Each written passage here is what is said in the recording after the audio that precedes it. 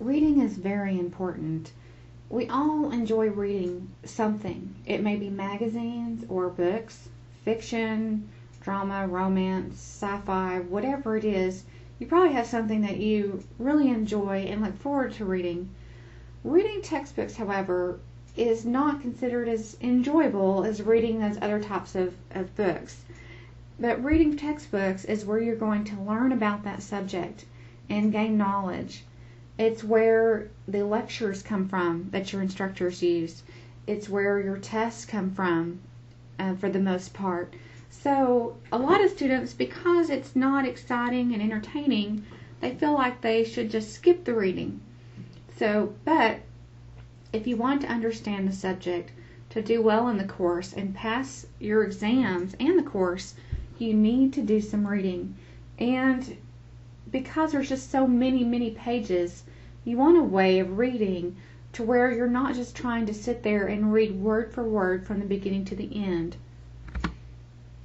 It's a matter of time, setting aside a specific amount of time to read and knowing your attention span. Is it 30 minutes, shorter, an hour?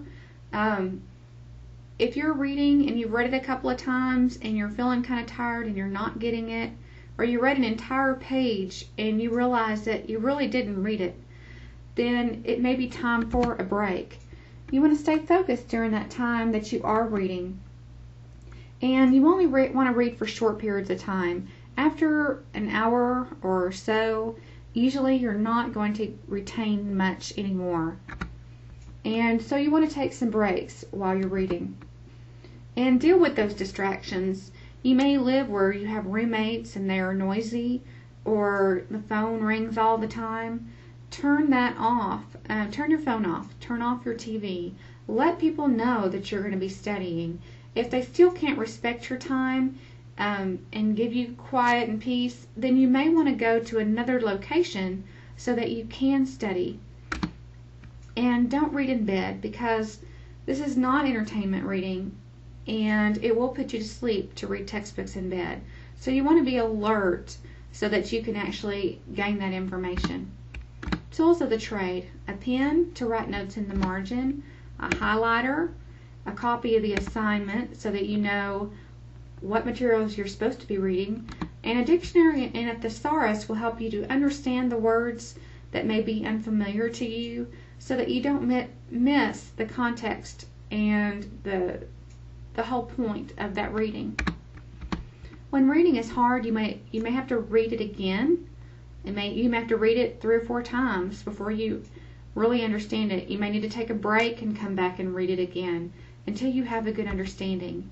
Reading it out loud will also help. Asking your instructor for help to understand material, they are there for you and they'll be more than happy to explain that to you. If you stand up while you read, your brain will be more active and alert, and you're more likely to remember the information. Using a tutor. They are free at South Plains College. And using another text or using Google to look at another way of looking at that text, because sometimes instructors are trying to explain something that's very complex and you just don't get it. So if you Google that information, you can look at it in a whole nother light, and you're more likely to have understanding. And then it also helps you to understand your instructor better. And then pretend you understand and try to explain it to yourself. If you can close your book and try to explain that topic to yourself, you will know where your gaps are and you know where you need to go back and reread. Use pockets of time. You may have 15 minutes in between class. You may have 20 minutes, 30 minutes at the doctor's office. You just never know where you're going to find little bits of time throughout your day. And you do retain more when you read in short periods of time anyway. So carry your reading materials, your note cards, things like that with you. And allow for those interruptions. You may set aside 2 hours, but you may get an important phone call, and that may take 10 minutes. So just know that you may not get in that full 2 hours. That's why you want to read a little bit every day and not put off your reading towards the last minute. And developing a routine. If the students that I find have developed a routine. They study for a couple hours in the morning or the afternoon or the evening. You took the PEPS test, so you kind of know what is your best time of day. Use that knowledge to develop your routine for reading. Look for the essential words and stop reading when you're tired. Write while you read. Rephrase those key points. Highlight them. And you can use arrows and diagrams and create note cards while you're reading. So while you're reading is when you want to do this. So write down the essential words on one side of the note card and an explanation on the other. And what it means. Look at the main idea. Is there a way that you can connect to it? Is there something you already know about that subject that you can build on? If you can connect to that information personally, it will help you greatly on remembering that material. Prioritize the ideas. What is the most important thing that the author is trying to convey? And think critically. Now, just because it isn't a textbook doesn't always make it true. Textbooks are more valid and reliable for sources of information. However, it is the author's opinion a lot of the time. So think about the ideas. Does it work for you? Do you feel like it's true? Do you not feel like it's true? So don't just accept everything that you read. The SQ3R is a valuable method for helping you to read your text. And I think it's a lot easier to remember than the muscle reading. The S stands for survey.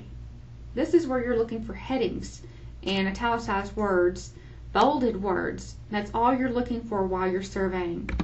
Question. Turn each of these headings or subtitles into questions, because you can write those questions down because you're going to read and answer your questions. The first of the 3 R's is read. Read the material covered under just the one heading at a time. So look at your heading, read that information, and answer your questions. Recite. This may be mentally and or orally. You want to review those major concepts in each of those sections under the headings. You may want to reread or skim and check your answers to see if you did get it right when you were reading. And the last one is to review. Look over your questions, your answers, and your notes. Use note cards during your waiting time and review until you are just literally sick of that information and you don't want to hear anything else about it. Because that's when you know you have it and that you're going to do well when it comes time to take your test.